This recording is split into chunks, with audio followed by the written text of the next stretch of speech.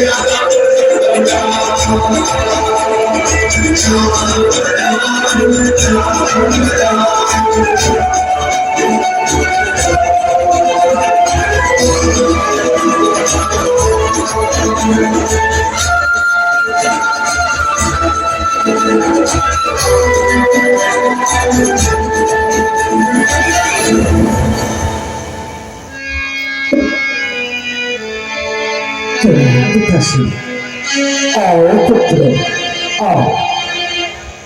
गुरुदेव,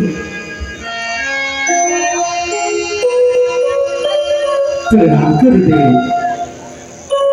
आयुष्मान भव राम, आयुष्मान भव। पुत्र बैठो, आज तुम दशरथ के समकक्ष बैठो। तो है ना, हाँ बस कुशल ही समझो। तभी तो महाराज के द्वार आना पड़ा है। बैठिए और संग्रहण कीजिए।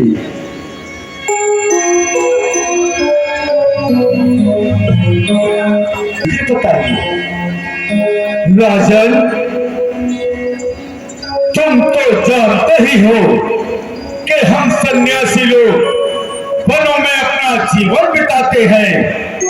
निर्जन स्थान और पर्वतों की तंद्राओं में जाकर यज्ञ और हवन मचाते हैं और पूजा का हमारे सामने आकर करते हैं पान मदरा का। हवन के कुंड में दुर्गंधियां तक डाल जाते हैं। जहां हम यज्ञ करते हैं वहां उधम मचाते हैं।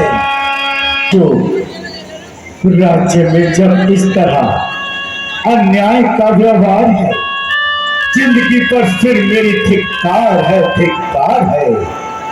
मेरा कर्तव्य है पहला ऋषि की आन की रक्षा, करुणा कमल देकर भी तुम्हारे मान की रक्षा के राम और लक्ष्मण को हमारे संग कर दीजिए। इनके द्वारा सब कार्य सिद्ध हो जाएगा और तुम्हारा यश संसार में अमर पद भी पाएगा। करेंगे हर तरह दोनों ये उद्धार तीनों का करे, इस भांति करना है यदि उपकार जीवेगा। विनती कर रहे हैं और तुम टाल रहे हो। हम प्रार्थना करते जाते हैं और तुम कानों पर डाल रहे हो। ठीक है, हमारा कोई जोर नहीं, हम दबाव नहीं दे सकते। तुम्हें चिंता ही क्या है? मार्ग की संत जन्मे हो, भला से आंस और मदरा हमारे यक्ष भवन में हो। कौन से कानों से तुम तो डर जनता का। ये आप क्या कहने लगे? कृपा करके कुछ विचार करते ही इन बालकों की अवस्था देखकर ही आज्ञा दीजिए। ऋषिराज क्षमा कीजिए। राम और लक्ष्मण अभी साधारण बालक है। जब उन भयंकर राक्षसों को देखेंगे तो डर जाएंगे। भला इस घोर संग्राम में कैसे विजय पाएंगे? दया करके प्रभु रक्षा का इनकी ध्यान भी रखना। राजन, तुम निश्चिंत रहो और राज्य करो, कल्याण हो, आशाएं पूर्ण हो। तुम कोई संकोच न हो करो और अटल राज्य करो। आओ बेटा, मेरे साथ आओ। पूज्य पिता प्रणाम।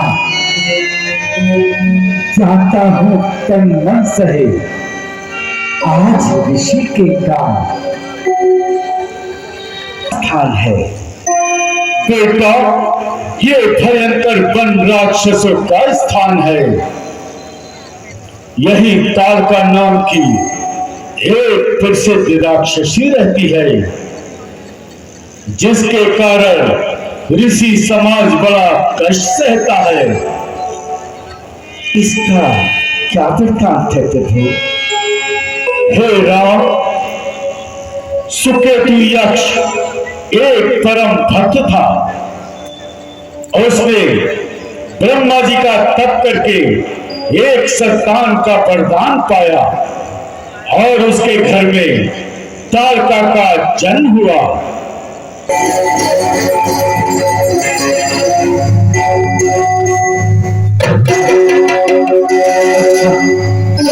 अब सावधान हो जाओ।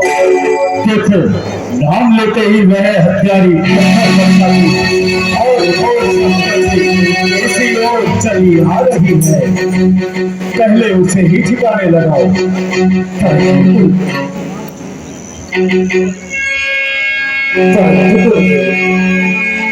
स्त्री को मारना तो अधर्म है।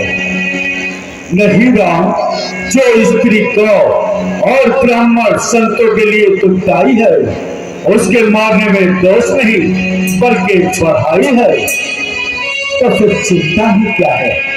उसे आने दीजिए और अपना पराक्रम दिखाने दीजिए।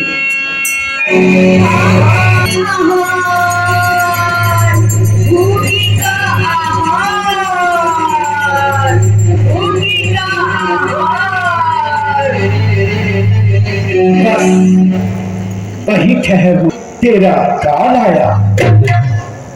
अरे मूर्खों,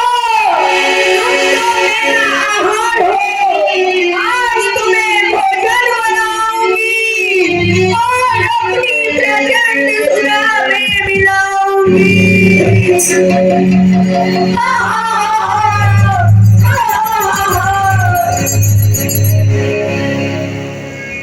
बस मिटा चुकी। अब परलोक यात्रा के लिए तैयार हो जा। खा जाऊंगी।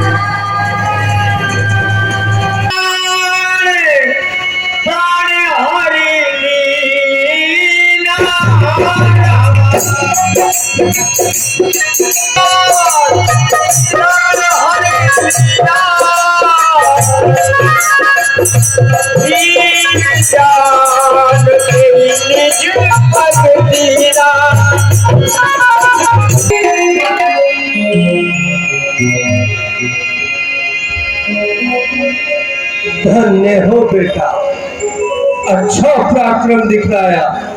एक ही बार में दुष्टा को यमलोक पहुंचाया। अच्छा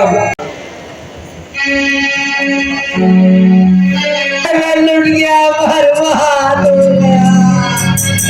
अरे मेरी तो दुनिया ही उजड़ गई।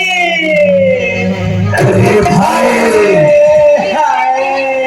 अरे तेरी दुनिया कहाँ से उजड़ गई? अरे बर्बाद हो गया मैं। अरे कौन काट के ले गया दुनिया तेरी?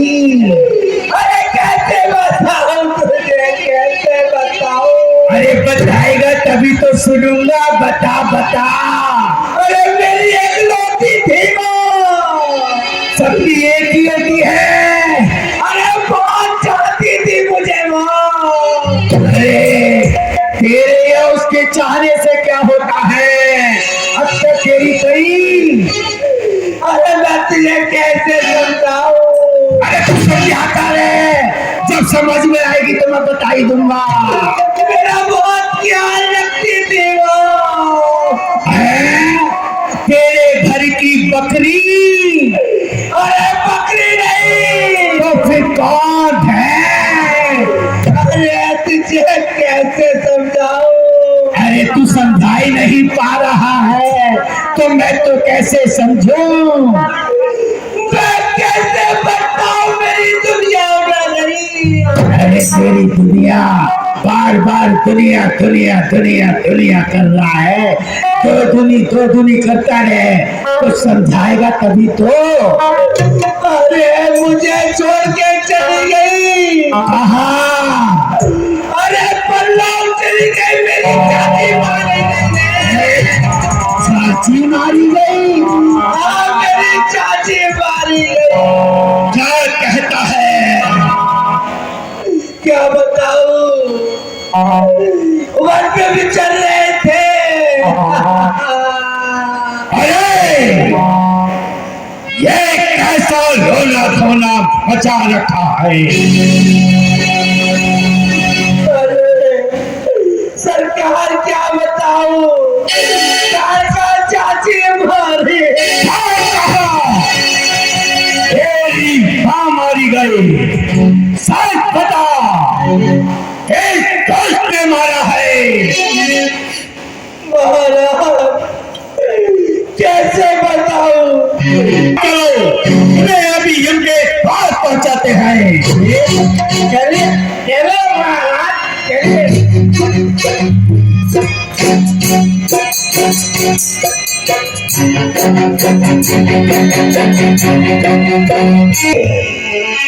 और इस भला तेरी माता के खाता अब सावधान होगा और अपनी भिटाई का दंड भोगने के लिए तैयार हो जा। आतुष, तुझे भी वही घर चकाता हूँ जहाँ तेरी माता नहीं है, तुझे भी वही पहुँचाता हूँ। कर चुके विध्वंस अब तक यक ऋषियों के बहुत विष्णु डाले धर्म को कवियों ऋषियों के बहुत सहाय हो गया इसका हमारा बाण है वास्तव में ये तुम्हारी मौत का समान